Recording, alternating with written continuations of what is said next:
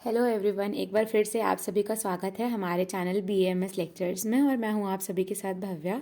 सबसे पहले तो मुझे माफ़ करिएगा, मैंने काफ़ी टाइम से कोई वीडियो अपलोड नहीं किया, जिसके चलते शायद आप लोगों का काफ़ी लॉस हो गया होगा। तो अब हम शुरू करते हैं। सबसे पहले हम बात करेंगे धातु पोषण सिद्धांत की। तो धातु पोषण सिद्धांत क्या होता है? तो आयुर्वेद में क्या है, 3 तरीके से धातु पोषण सिद्धांत को बताया गया है। पहला है क्षीर दधी न्याय, क्षीर दधी न्याय। दूसरा कौन सा है? तो आपका केदारी कुल्या न्याय।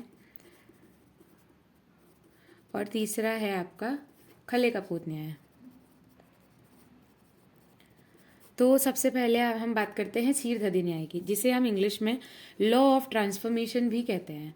इससे पहले वाले वीडियोस में कुछ लोगों ने बताया कि शायद मेरी आवाज़ कम आ रही है, तो मैंने पूरी कोशिश करी है कि इस वीडियो में मेरी आवाज़ बिल्कुल प्रॉपर आए।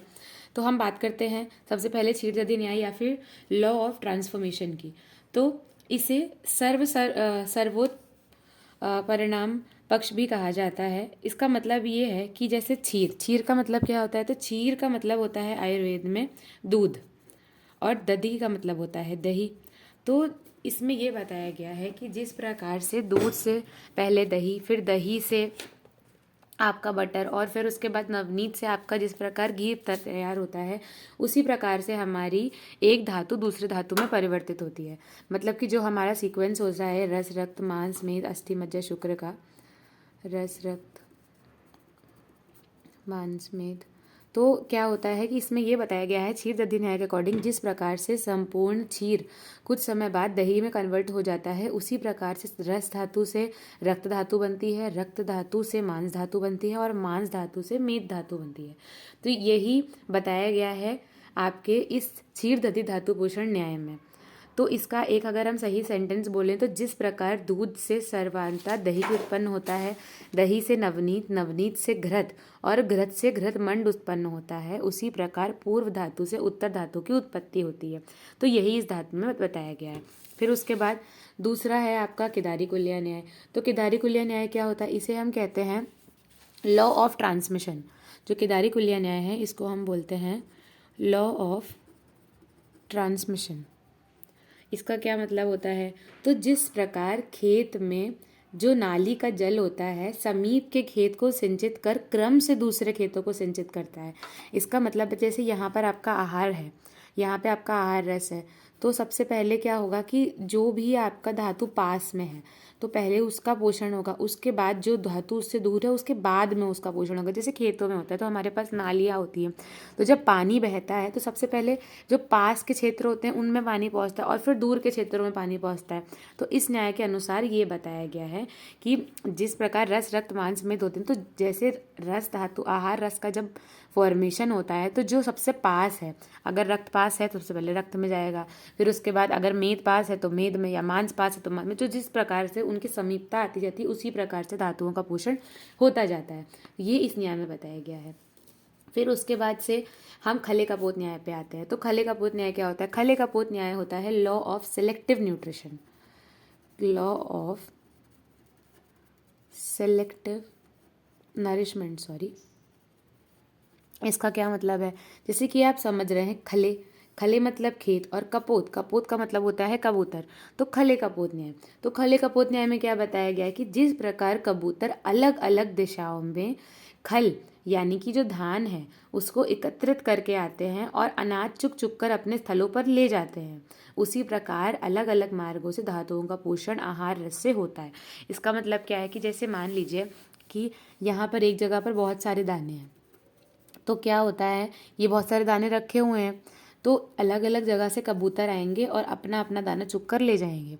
तो इसको हम रिलेट कैसे करेंगे कि अगर यहाँ पर आहार रस है तो जो अलग अलग चैनल्स हैं वो अलग अलग धातुओं का पोषण एक ही टाइम पर अलग अलग चैनल्स के थ्रू अलग अलग धातुओं का पोषण होगा एक आपके आहार रस से।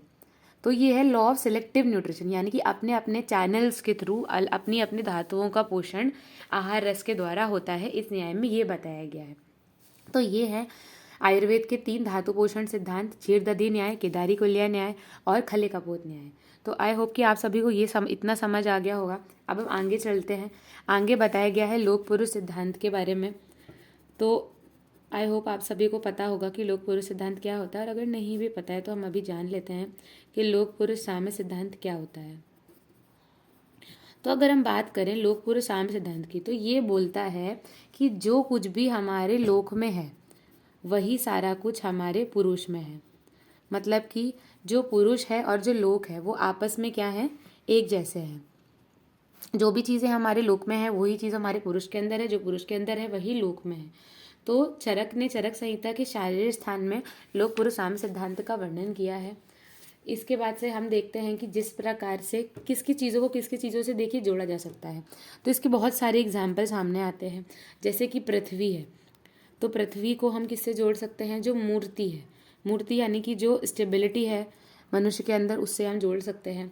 फिर उसके बाद जो अग्नि है, जो बाहर की अग्नि है, उसको हम मनुष्य के अंदर के संताप से जोड़ सकते हैं।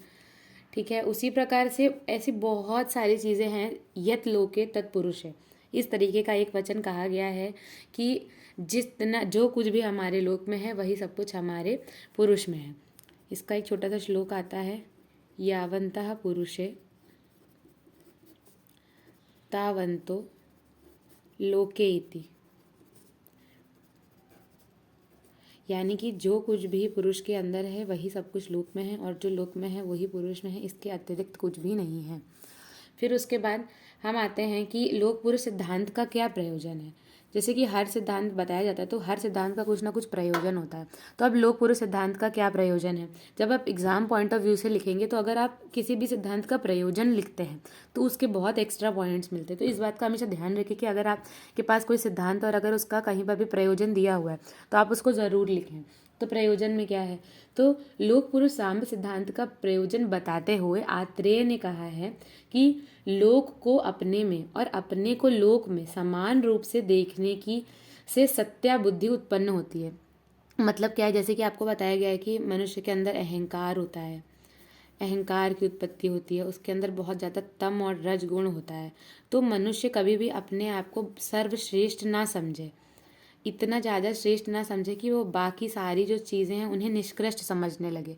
इसलिए उन्हें आचार्यों ने ये सिद्धांत को बताया है लोक पुरुष साम्य, कि जो जो लोक में है वही वही हमारे पुरुष के अंदर है। हम अपने आप को इस तरीके से महान बतलाने का कोई वो ना करें, मतलब सत्य बुद्धि हमारे अंदर उत्पन्न हो, जिसे कहते हैं सात्विक बुद्धि उत्पन्न हो और अहंकार की उत्पत्ति ना हो।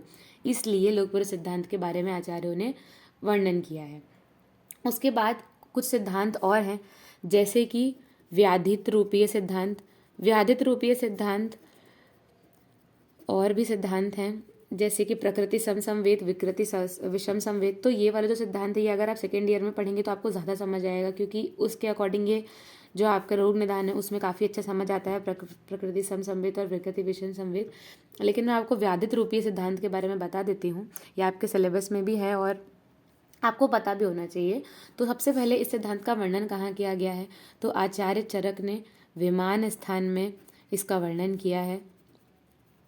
ठीक है, तो व्याधित रूपी सिद्धांत है क्या, तो व्याधि मतलब जो रोगी व्यक्ति है वो दो प्रकार के होते हैं। कौन कौन से, गुरु व्याधित और लघु व्याधित। तो जो रोगी व्यक्ति हैं वो दो प्रकार के होते हैं, गुरु व्याधित और लघु व्याधित, यानी कि जिनको कुछ भारी व्याधि है। और अब जो गुरु व्याधित हैं उनको किस प्रकार से एक्सप्लेन किया गया वो देखिए। तो कुछ व्यक्ति बड़ी व्याधियों से ग्रस्त होते हैं, परंतु मन और बल और शरीर के उत्तम भावों से युक्त होने के कारण छोटी व्याधि से ग्रस्त होते हैं, ऐसा प्रतीत होता है, उन्हें गुरु व्याधि कहते हैं। मतलब कि मान लीजिए कि कोई व्यक्ति बहुत अच्छा खासा हेल्दी है, लेकिन वो क्या है, मेंटली वीक है, काफ़ी ज़्यादा डिप्रेस्ड है, तो आपको क्या लगेगा कि वो व्यक्ति हेल्दी ही है, क्योंकि वो अपनी व्याधि क्या है नहीं पाएगा। तो आप ऐसा प्रतीत होगा कि वो हेल्दी, पर वो हेल्दी होगा नहीं, तो उसे हम कहेंगे गुरु व्याधित। और ऐसे बहुत से लोग होते हैं जिन्हें छोटी छोटी बीमारियां होती हैं और फिर भी वो अपनी बीमारियों को काफ़ी बड़ा बताने की कोशिश करते हैं, तो उन्हें हम कहते हैं लघु व्याधित। जो लघु व्याधियों को भी बड़ा बताएं तो उन्हें हम कहते हैं लघु व्याधित पुरुष। तो ऐसा बताया गया है कि अब इस सिद्धांत का क्या प्रयोजन है, ये बताने का कि भाई दो तरीके के रोग होते हैं, गुरु व्याधित और लघु व्याधित। तो इस सिद्धांत को बताने का क्या मतलब है, तो इस सिद्धांत को बताने का प्रयोजन ये है कि जब वैद्य चिकित्सा करें तो वो इस बात का ध्यान रख के करें कि जो पेशेंट है वो आपका गुरु व्याधित है या फिर वो लघु व्याधित है। अगर आपने गुरु व्याधित को उसकी समस्या की गूढ़ता को ना समझकर उसको हल्की चिकित्सा कर दी तो भी वो ठीक नहीं होगा, और अगर लघु व्याधि की चिकित्सा गूढ़ समझकर आपने उसकी भारी चिकित्सा कर दी तो भी उसको फायदा नहीं होगा। दोनों ही कंडीशन में पेशेंट को नुकसान ही होगा। इसीलिए इस सिद्धांत को बताने का प्रयोजन वैद्य के लिए है कि वैद्य जब चिकित्सा करे तो वो अपनी युक्ति के अनुसार उस व्यक्ति को जो लघु व्याधित है उसकी सही चिकित्सा करे और जो गुरु व्याधित है उसकी सही चिकित्सा करे, बल्कि उनकी बातों में आकर असमंजस में ना फंसे। तो ये आपके आचार्यों ने सिद्धांतों का वर्णन किया है।